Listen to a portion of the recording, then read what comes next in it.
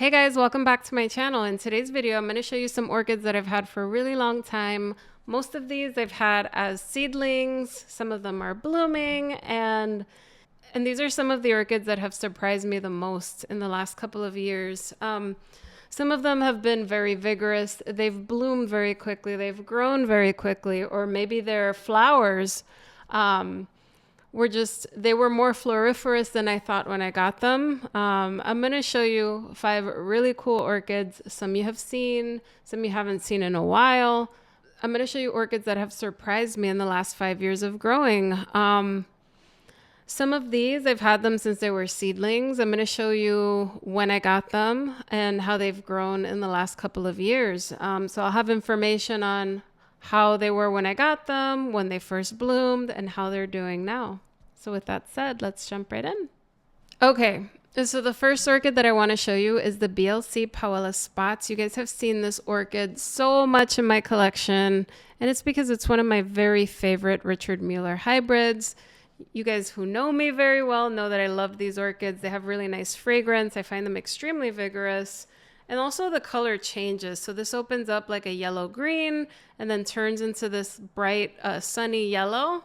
It's so beautiful. I like to see them fade too. It's just like you have 2, 3, 4 different kinds of orchids in one because of the color change. It's that intense. But I got this orchid in March 2021 from Sunset Valley Orchids, and what I love about this orchid is that it bloomed very quickly. So I got it in March of 2021. I unboxed it, and I got blooms on June of 2021. So pretty much just a couple of months later, it bloomed already. The first time that it bloomed, they gave me 2 blooms. Now, every time that it blooms, it gives me 4 blooms. However, this time I'm getting 3 because I divided it recently, so it took a little break in blooming. I find this orchid extremely vigorous.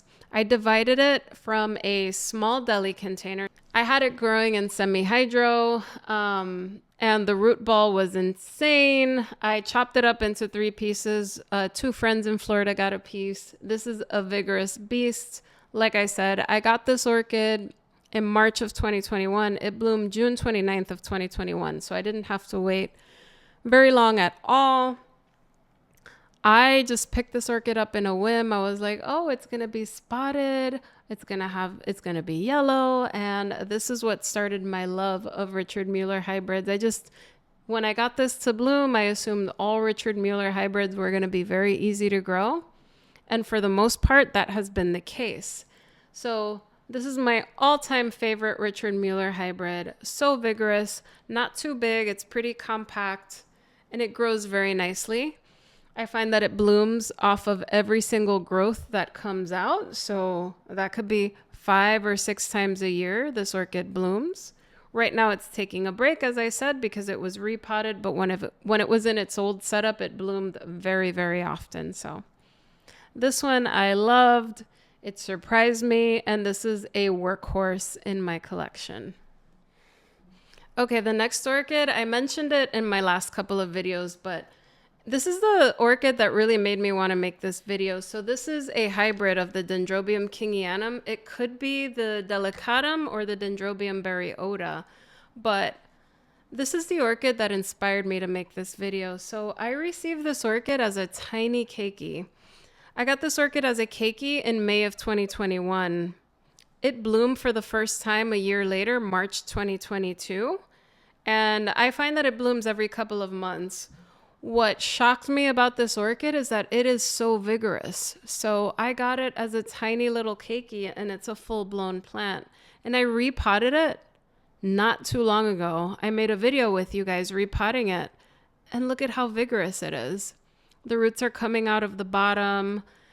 Repotting it was also a nightmare. So I thought it was going to be an easy repot, and I never forgot that this orchid was so intertwined with the moss that it took me a very, very long time. I thought I was ruining the roots, but it immediately bounced back. This is a fully mature orchid. It came from a keiki. Like I said, oftentimes when you get keikis on dendrobiums can be very vigorous, but I'm finding that this kingianum hybrid is just insane. And I think a lot of the vigor comes from the kingianum. So I wanted to share this just because a lot of times when you get a keiki, you're like, it's going to take forever for it to bloom. And this one it took a year to bloom. So it went from being a baby plant to a full-blown adult. And look at it. It's in a 4-inch pot, pretty much climbing out of it almost. It's got new growths coming in. With that said, this is a thrips and spider mite magnet. I find that for a lot of dendrobiums, so that's normal. So I have to constantly monitor it. It blooms very often. It blooms very often. As I said, it blooms every couple of months, which is really nice. And just given that this was a keiki, I've been shocked with how big it's gotten, how quickly. So like I said, this has been in my collection since 2021. So it's been in my collection for 3 years. It went from a little baby keiki to this full-blown plant over here. So I've been really impressed with this one. Okay, the next orchid that I want to show you is the Caulocatlia Ethel's Paradise Hawaii. So this one, I'm really impressed with it. Don't mind what it looks like. My cat it's on a low shelf, so she's been eating the leaves, which is very frustrating for me. So I'm going to get some cat grass for her because I just don't understand her. But anyway, I got this orchid in August of 2021. It was in bloom. It was gifted to me, but it was severely, severely dehydrated. So it was kind of sad. Like the canes were very shriveled. It was potted in very chunky bark, but you could tell that it wasn't watered very well. It came from a nursery in Hawaii where the conditions are obviously very humid, came from a greenhouse, and then it came to New York. And whenever you get an orchid, a cattleya or a dendrobium in very chunky bark only, and you're not able to keep up with the watering very often, they get very dehydrated. It's just not enough here unless you're watering and soaking every day, every other day. Especially this time of year. Like my orchid grow room right now is 95 degrees, for example. So they need a lot of water. But in short, I thought this orchid was going to die on me. It was just so shriveled, so dehydrated. It wasn't very big. It was an adult-sized plant, but barely. But it had a bloom on it. And I repotted it immediately into sphagnum moss. I let it grow for a couple of months and it made a full recovery. So I just want to share this one because I find it so vigorous. It's also so beautiful. The flowers are so pretty. It has a really nice fragrance. It's kind of like, It's got a really nice fragrance that comes in the morning. It's hard to describe. I'll write it down below when I smell it in the morning, but this is so pretty. It's become one of my favorite orchids. Very vigorous. I would say it blooms 2 to 3 times per year, but I was impressed with the vigor. I thought this orchid was going to die and it did not. So it's one of these easier hybrids that you can grow, and the flowers are just so beautiful. Okay, the next orchid, you guys have seen this several times. Again, don't mind the bite marks. I don't know what my cat is doing now, but she never used to bite cattleya leaves, and now she's about that life, so it's been really frustrating. But anyway, this is the Patinera Hawaiian Charisma Hawaii. This is a seedling orchid that I got from Carmela Orchids a couple of years ago. So I got this orchid in April of 2020. I got it as a seedling and it bloomed in May of 2021. So it took 13 months for this orchid to bloom. It was the first of a dozen orchids that I got from Carmela Orchids. They were all seedlings. I was told that the seedlings take 3 to 4 years to bloom, but this one bloomed. I had it in a 4-inch semi-hydro pot. I never forget, it put out one huge flower, and this orchid was small at the time. It was like, I don't know, maybe it was like half the size. It was short. It didn't have that as many canes yet. So it pushed out this huge flower that was bigger than the plant. So I thought that this orchid was going to be very tiny. It's not big. This is more of like a medium-sized cattleya. Maybe I would say it's compact. It's not one of those huge species cattleyas. It bloomed really nicely. The fragrance was amazing. Lemon sorbet. I always talk about it. If you guys can get a hold of this orchid, I definitely would. The fragrance is outstanding, but It surprised me because it was so vigorous. It only took 13 months for it to bloom from a lot of orchids that literally a full lot of a dozen orchids that I got in the box, and many of those did not bloom until 2 or 3 years later. I even still have one of those orchids that has not bloomed yet, but this was the first one. I've noticed, just like the Pawella spots back there, this one blooms pretty much off every new growth. So I get blooms about 4 times a year if I don't repot. Repotting clearly sets this orchid back. And as I showed you last time, every time it had a new growth, Zoe ate it. So she ate this one and that one, and then it pushed out a new growth there, thank goodness. So this is a very vigorous hybrid, difficult to kill. Zoe's been trying to kill it for a while now. It's still alive. It blooms a lot and it's very vigorous. I would say I get about 2 blooms each time when it's not repotted. Maybe there was one time I got 4. They were very crowded together, but it's beautiful, smells good, hard to kill, and I just find that the Hawaiian hybrids are amazing. So that's another one that I recommend. And I think if you are into very vigorous orchids, you want something that blooms every year, I recommend getting a very complex Hawaiian hybrid. You could get those at Carmela Orchids or Akatsuka Orchids. They have so many. I'm not sponsored by any of them, but I just find that when they make those orchids, they just have so much hybrid vigor that they just bloom very, very often. And I've been thinking of making a video on species versus hybrids just to explain further why it is that they bloom so much compared to other species that don't bloom as much. But the Hawaiian hybrids are fantastic, very rewarding. Definitely give it a try. Okay, this next one, I didn't get it as a seedling. I got it as an adult plant because I know that it bloomed before, but it was still quite young. And this is the Dendrobium Inobi Purple. I received it in December 2020. I got it from Gold Country Orchids. I did see it came with a couple of spikes that were spent, so it did bloom before. I don't know if it was a division or an actual seedling, probably a division, but what I'd say is that it bloomed pretty quickly. So I got it December of 2020, and this orchid bloomed for me in June of 2021. So it took 6 months for it to bloom. I remember I unboxed it right before New Year's, so it didn't take very long.